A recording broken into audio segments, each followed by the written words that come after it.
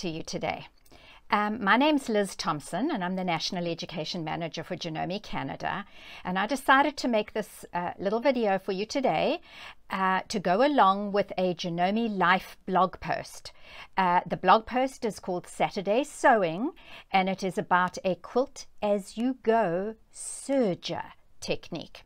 So as you will see when I flip the camera to the serger in a moment, that it is a very quick and easy project that you can make with scraps, so it's a great stash buster as well.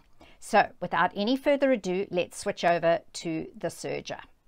You will see that the serger we're using today is the Genome 4DLB serger. It is a 4-thread serging machine, and it doesn't have to be that serger. That just happens to be the one that I have here at home. And you will notice that I have used a scrap of my fabric, and I am going to zoom in so that you can see that. Let's just get it in line with the camera here. I have used a scrap of fabric so that I can test sew that. There we are. I think I've got it's almost like my arms are not long enough. There we go, that's better.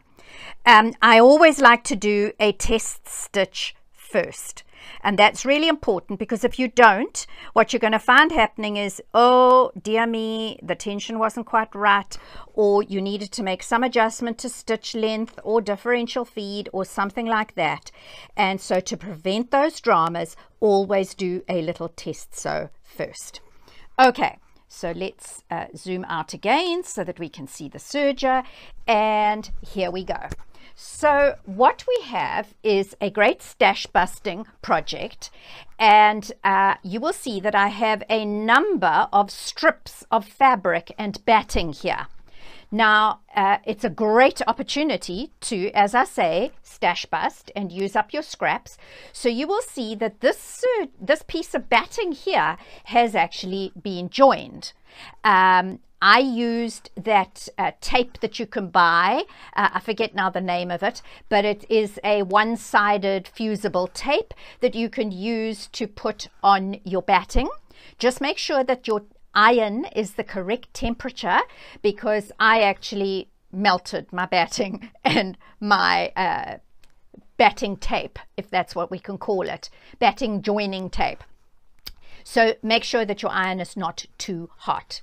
And you can certainly do that with any batting strips. We all have loads of batting that we have left over that we cut off when we trim our quilts. And if you keep those, this is a great project to use those.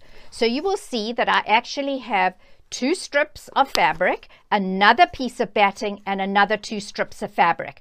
So, and you'll see that when I joined as well. This project starts off with 6 pieces of batting and fabric. 1 batting, 2 fabric, 1 batting, 2 fabric, and I have layered them in this order.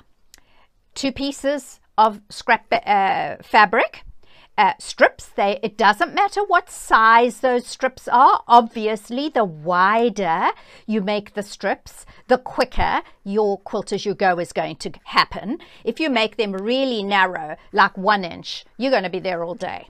All right, and those 2 strips of fabric get put together right side. And it is important that this right-hand side edge, that all those edges line up. All right, for the whole pile of 6 things. Then we take the next one, which is our batting, and we're going to line that up on top of the 2 pieces of fabric right sides together. Then we take another 2 pieces of fabric right sides together. There you go, you can see them right sides together, and we top that off with another piece of batting. So I'm just going to scooch this a little so that I can get it more or less lined up. You will notice that I've got a clip at the top and a pin there. That's just to keep things in line and, as it were, tamed and not slipping away from what I am doing. And I have the serger set up with a sort of turquoisey teal thread, which kind of goes with most of the fabric scraps I'm using. It doesn't really matter what color thread you use in your serger. I'm doing a 4-thread serging. You could also do a 3-thread wide. I wouldn't recommend doing a 3-thread narrow, because then your seam is starting to get too narrow here and you may not manage to catch all 6 layers that you have there. So do a 4-thread or a 3-thread wide. I chose to do 4-thread. And then what we're going to do is we're simply going to serge all the way down the right hand side, and I'm just adjusting here so that my batting is a little bit better in line. You can cut a little bit, you'll see a few little bits falling by the wayside there. You can certainly cut a little bit of fabric off, but I wouldn't cut off like much more than 1/8 of an inch or 1/16 of an inch. Otherwise, you're just kind of wasting your stash. Okay, so now I have gone all the way down the one side of my strip. And your strips will obviously be made to the length you have of scraps. Or if you look at my bag behind the serger, that is the project that I'm sort of leading up to making. This would actually be quite a lot longer than I really need for that bag. So I could actually cut it in half at a later stage and have this for the front of my bag and that for the back of my bag, and then put this other section along the top when I've trimmed it. So what's the next step? The next step is to open these out.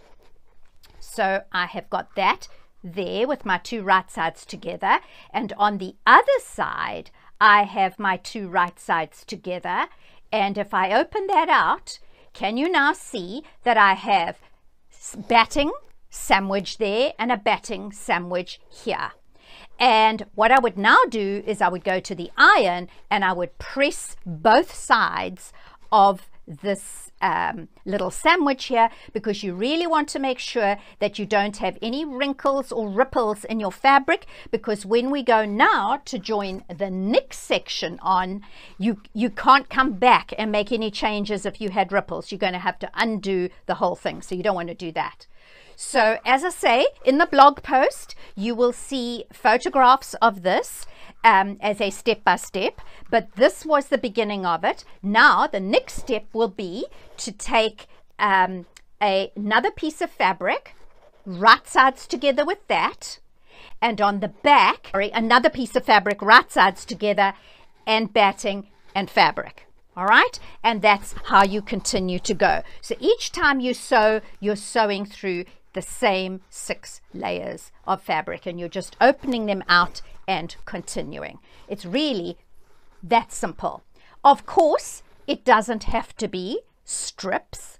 It could be little squares, but then you'd have to join a bunch of squares together to get the same result. You'll see on the bag, I joined 1, 2, 3, 4, 5, 6 strips across the front of my bag and 6 strips across the back of my bag.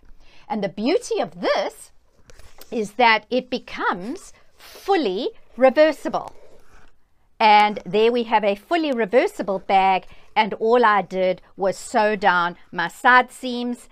This particular one did not have a side seam at the bottom because I had longer strips that I just had going around both sides of the bag, and then I merely trimmed it along the top and then added another section, the same as what we do with these strips along the top, and that formed the top band of my bag.